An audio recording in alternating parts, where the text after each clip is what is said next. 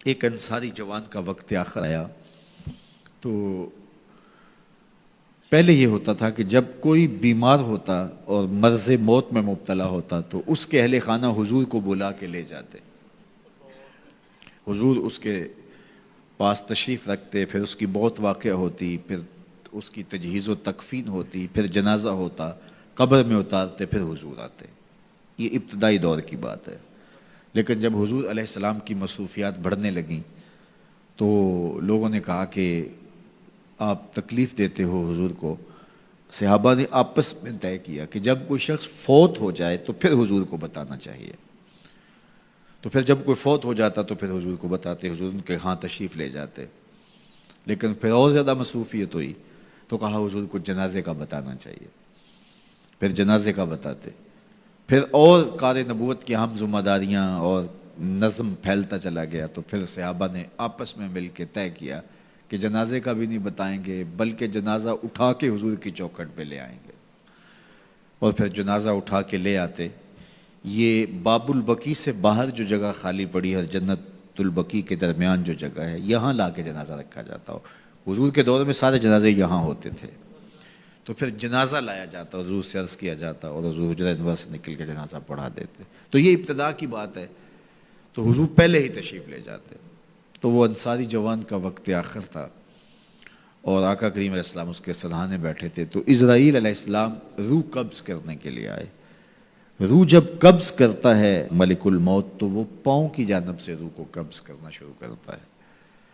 تو جب اس نے پاؤں سے اپنا کام کرنا شروع کیا تو حضور نے فرمایا اے اسرائیل ذرا نرمی کرنا، یہ میرا غلام ہے. تو اسرائیل نے جو جواب دیا، میرے والد گرامی جب یہ حدیث بیان کرتے تھے تو ان کے آنسو نہیں تھمتے تھے. تو اسرائیل نے جو جواب دیا وہ کیا تھا؟ کرے اے نکا، حضور آپ کی آنکھیں ٹھنڈی ہو جائیں، حضور آپ کی آنکھیں ٹھنڈی ہو جائیں. صرف اس کے ساتھ نہیں، آپ کا جو بھی غلام ہوگا اس کے ساتھ نرمی کروں گا، اس کے ساتھ نرمی کروں گا. تو حضور کا رخ انور اس وقت اگر نصیب ہو جائے، اس وقت حضور کے چہرے کی زیارت نصیب ہو جائے تو مجھے بتائیے کہ پھر تو زندگی کی جستجو ہی کامیاب ہو گئی. اللہ ہمیں حضور کی محبت عطا کرے اور ہمارے باطن کو ستھرائی دے دے. کاروبار بھی ہیں، بچے بھی ہیں، بچوں کے مسائل بھی ہیں، بچوں کے رشتوں کے معاملے بھی ہیں، اور بھی بہت سارے معاملات ہیں جو ہم سب کے ساتھ پیش ہوں گے. لیکن ہماری سب سے بڑی ترجیح یہاں بیٹھنے کی صرف اس کو راضی کرنا ہے. میرے مالک ہمیں ایسا کر دے کہ تو ہم پہ راضی ہو جائے، ہمارے باطن ستھرے کر دے، ہمارے اندر کی غلاظتیں دور کر دے، ہمارے اندر کی گندگیاں ختم کر دے. حسد سے، حقد سے، بغض سے، کینے سے، نفرتوں سے ہمارے من صاف کر دے اور اللہ دین کا کوئی کام ہم سے لے لے. یہ دعا کیجئے گا اللہ ہم سے ہماری استطاعت کے مطابق یہ مشت خاک کسی کام آ جائے، اس کا کوئی مقصد ہو. ساری زندگی یوں ہی جو ہے وہ گزر نہ جائے. وہ کیا کہا تھا اکبر الہ آبادی نے، کیا بتائیں احباب کیا کار نمایاں کر گئے، بی اے کیا، نوکر ہوئے، پینشن ملی اور مر گئے. یہ زندگی کا مقصد تو نہیں، یہ تو کام ایک چونٹی بھی کرتی ہے.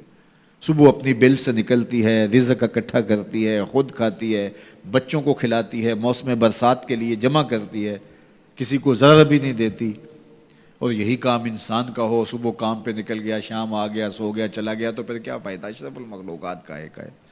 تو یہ دعا کریں اللہ اس مشت خاک سے کوئی کام لے لے اپنے دین کے لیے، ہم مقصد کی زندگی گزاریں، با مقصد ہماری حیات مستعار ہو. اور وہ با مقصد تبھی ہو سکتی ہے کہ اللہ رسول کی راہوں پہ گزاروں میں انسانیت کی خدمت کریں. سب سے بڑی خدمت انسانیت کی انسانی ہدایت کے لیے کوشش ہے. انسان کی سب سے بڑی ضرورت ہدایت ہے، تو انسانی ہدایت کے لیے کوشش یہ سب سے بڑی انسانیت کی خدمت ہے. اللہ ہمیں توفیق دے، اپنی پناہوں میں رکھے.